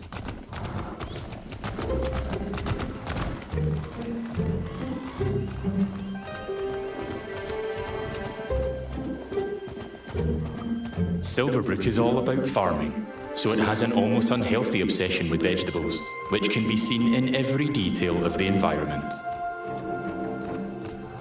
It's in how the villagers have decorated their houses, their shops, and their streets. It's even in how they dress their scarecrows. When I enter a settlement, I quickly run into the beating heart of Albion. Its people. There are over 1,000 handcrafted, fully voiced NPCs, each one with their own job, home, routine, relationships, and memory. None of these villagers are scripted dressing. They have emergent behaviour powered by real-time systems. They go to work, they go to bed, they have hobbies and families. Sometimes, they just want to spend time in the pub. Albion feels alive because its people have lives. I've never been to Silverbrook, and because I've done nothing of note yet, Max the stable hand here is completely indifferent to me. Got a minute? What do you want then? So, if I ask him to follow me... Follow me. I don't deal with randos. He won't. And he thought I was weird. That's fair. Right then. Bye. Well, there you go. I guess.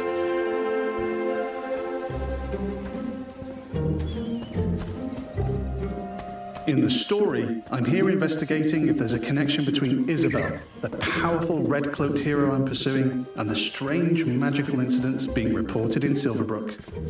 Is that a hero? Oi! I've heard something about giant vegetables and a hero called Arden, who lives nearby. Maybe they could help me find Isabel. And it seems there's a bit of a commotion in the town square.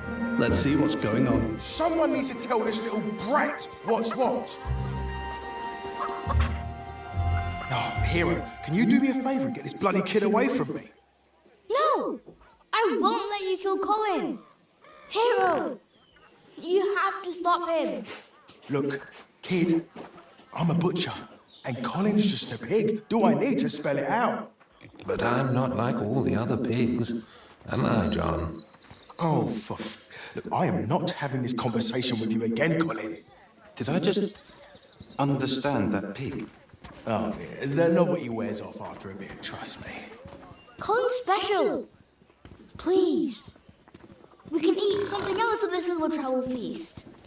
Well done. People are expecting a hog roast, kid, and I've been preparing Colin... this pig for ages. But I've only just learned to communicate. Who knows what else I could achieve? I've got potential, hero. Don't let me end up on a spit. Please. Well, this certainly qualifies as a magical incident. What you're seeing here is not a cinematic.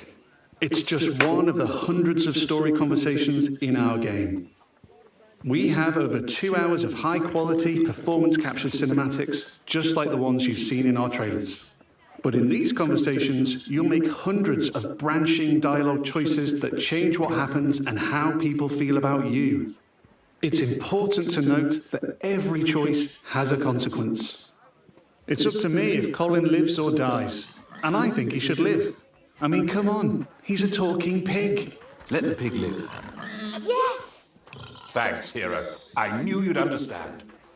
No hard feelings, John. You don't make the decisions here. This is my pig, bought and paid for. I can see his point, so I'm going to pay the butcher. What's the pig worth to you? I'll cover it. Oh, it's not just a pig. It's provisions, labour, faff. We're talking thousands. 2,000 gold. That seems pretty steep. All right, Colin's worth it. Here, this should cover your expenses. Fine. Those rumours about Dave's veg better be true. Feast going vegan this year. Hero! You saved Colin. Mom gave me these, but I think you deserve them more. Thanks. Maybe you could help me back. The guild sent me. There's been reports of strange things happening around here. Like what? Who's in charge around here? And where's Arden, the hero? Arden doesn't really come around here anymore. You should try the sheriff. His office is nearby. Come on, Colin. Let's go. I've spared Colin's life. I've also gained reputations as virtuous and shrewd. In Fable, every action generates local reputation. You'll eventually be known for the reputations you build, and everyone will judge you on their own moral terms, often directly. Nice way. And this is at the center of our complex, nuanced take on morality, evolving beyond just right and wrong. It reflects real life, where morality is multifaceted and subjective.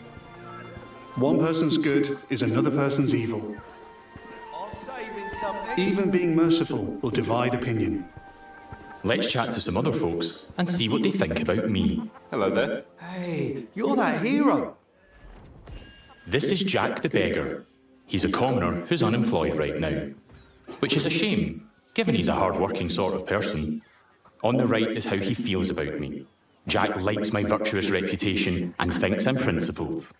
Other NPCs might feel differently about my choices, because each has their own moral view on the choices you make.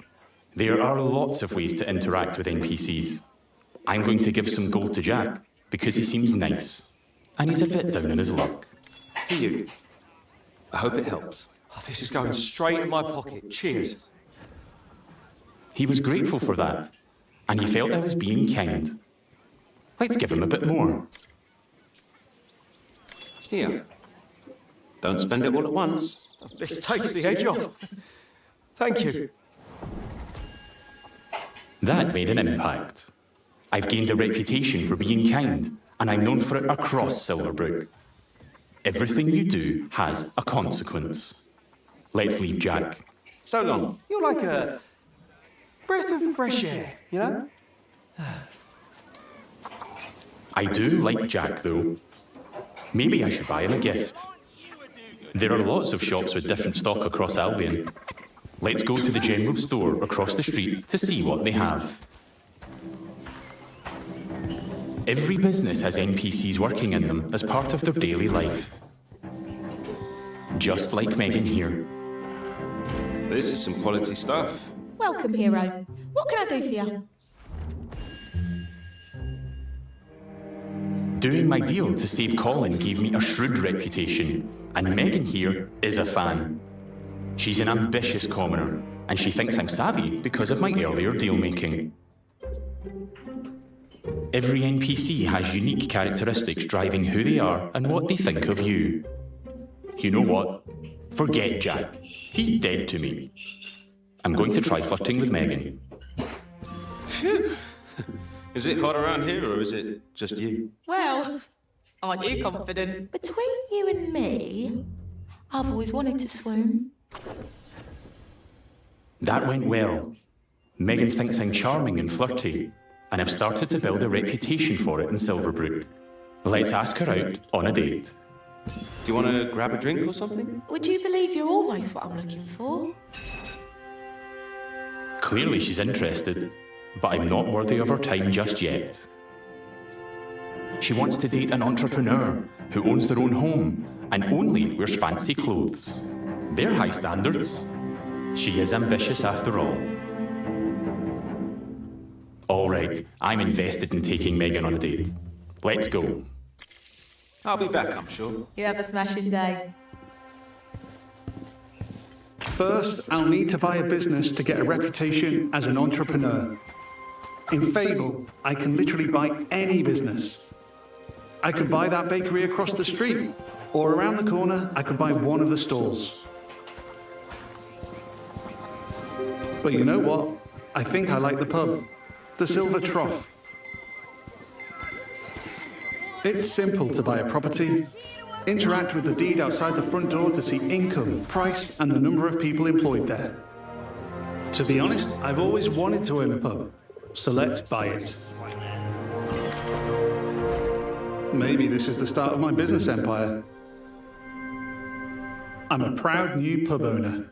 Now I can set prices and wages, and I can manage the staff. Every villager performs differently. Here, Susan the bartender is great with customers because she's caring. And that's giving my pub an income boost of 10%. Thanks, Susan. The pub's understaffed, though. As the new owner, I should probably sort that out. And guess what? I know just the hard-working fellow. Let's go back to Jack the Beggar. You're so pure.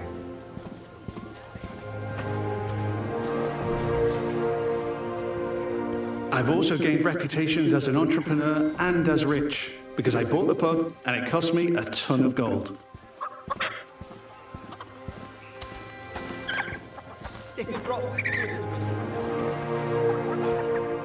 Jack, you're no longer dead to me. Hi there. Hey, you. Jack still likes me for my kindness earlier, but I like that Jack is hard-working, so I'm going to give him a job in my pub. Got a job, if you're interested. I can probably do that, yeah. I can hire anyone, providing they like me enough to accept my job offer. Great. Jack is thankful I've made a positive impact on his life. He's no longer a beggar, and he's now a bartender. Cheers. Makes sense. There are so many other people to talk to. Villagers react to the reputations you build, and they remember the things you do to them. Now the pub is fully staffed, and Jack can head off to work. Down the street and buy it. I can manage my tenants too. I can let them... Looks like the tenants left some stuff behind. Awful fans, apparently. If I'm too late, she'll be back home in bed. And there's my new pub with some customers in the beer garden. Still interested?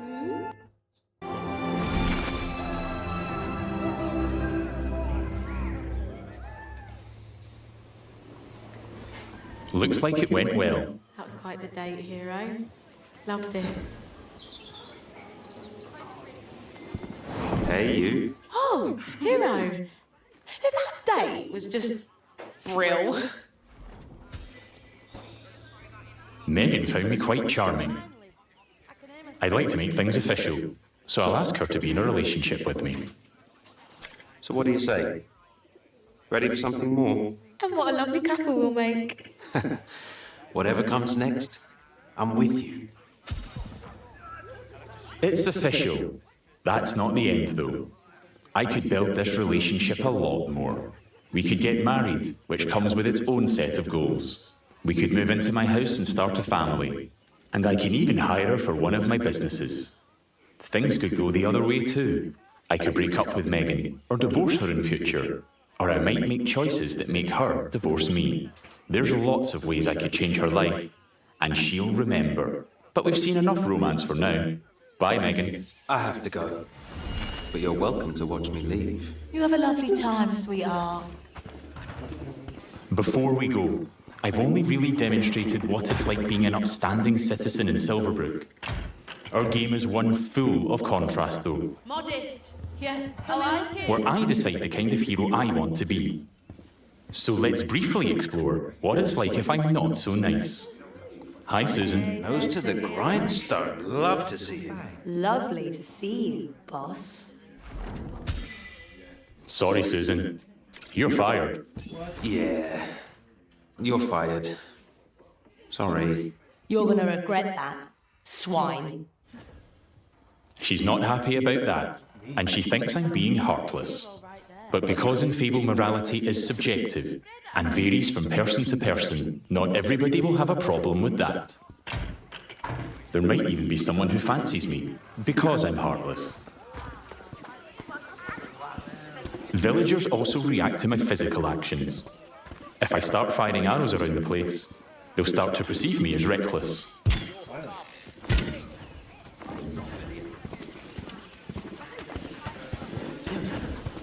I can even take pot shots at the locals if I want.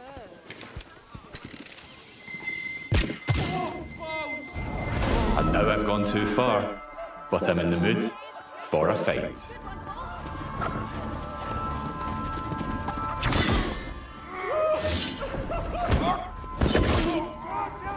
In Fable, you can express yourself with your own combat style, combining strength, skill, and will in style-weaving combat. You choose the weapons, skills, and abilities you want to use and blend them seamlessly together.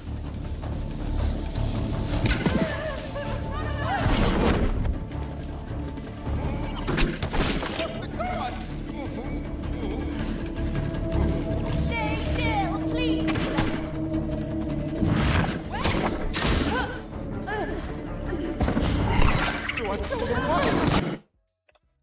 They got the XP orbs. I actually didn't watch all the way up to this thing the other day. So they still have the same orbs that you collect when you fight to give you XP and whatnot.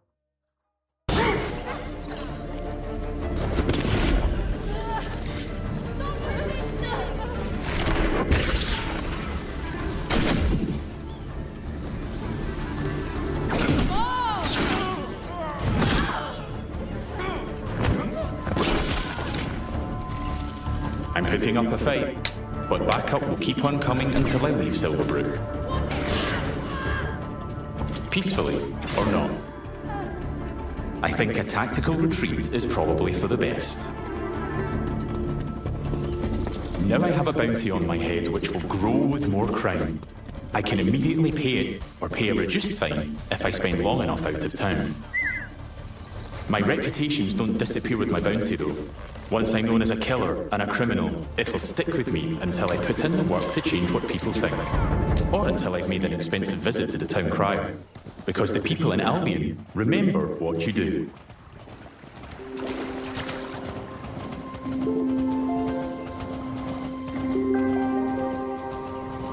Over the past 25 minutes or so, I've bought a pub and a house, been a landlord, and changed a beggar's life. I've customised my look, saved a magic talking pig, fought the law, and I've built a relationship with just one of Albion's 1,000 handcrafted, fully voiced NPCs. And here's the reputation cloud again. I'm rich and charming because of my spending habits and my relationships. I'm also a criminal and a killer due to my reckless behaviour and fighting with the guards. Yet, I'm shrewd for saving Colin and an entrepreneur because I bought the Silver Trough. I've built a complex, rich identity in Silverbrook, which the people there will react to through their own moral view. I'm not simply good or evil. I'm so much more than that. There are many more settlements across Albion to explore. My identity is mine to create in each one, and everyone will have their own perspective on what I do as I build an extraordinary life. Thanks for watching, and stay tuned for more in-depth Fable information as we move closer to our launch. So yeah, that was pretty sweet.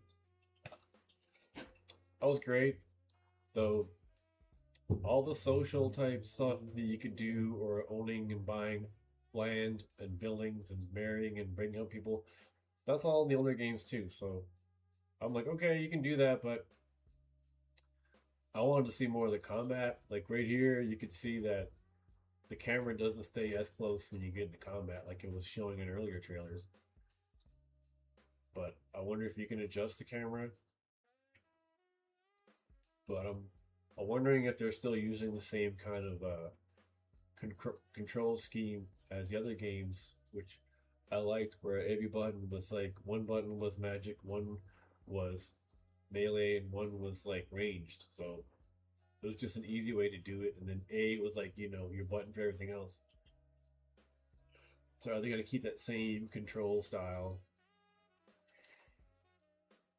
You choose the weapons, skills and abilities you want to use and blend them seamlessly together.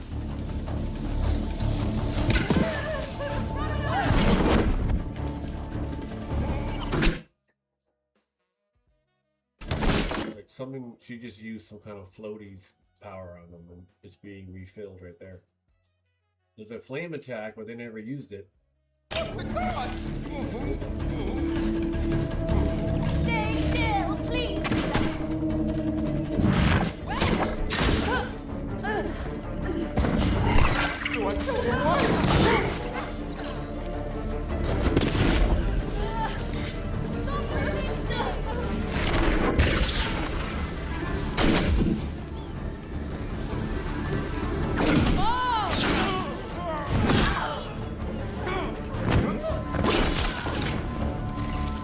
I'm putting up a fight, but backup will keep on coming until I leave Silverbrook.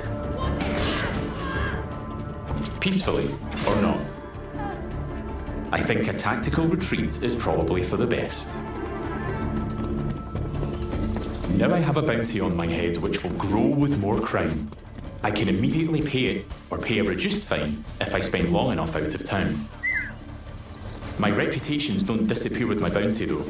Once I'm known as a killer and a criminal, it'll stick with me until I... So that looked really great. But that's it. I'm going to wrap it up right then, right there. Show started a little later, but whatever. Only one person's watching. Fable looks great. Can't wait for it. February. Have a good show. Wait. Not yet. Yeah, see? That's why I needed to add that. Yeah, it reminded me not to end the stream just yet, because I don't want to end the stream until I have my stream ending screen up, because now I'm going to end it. Thanks for watching.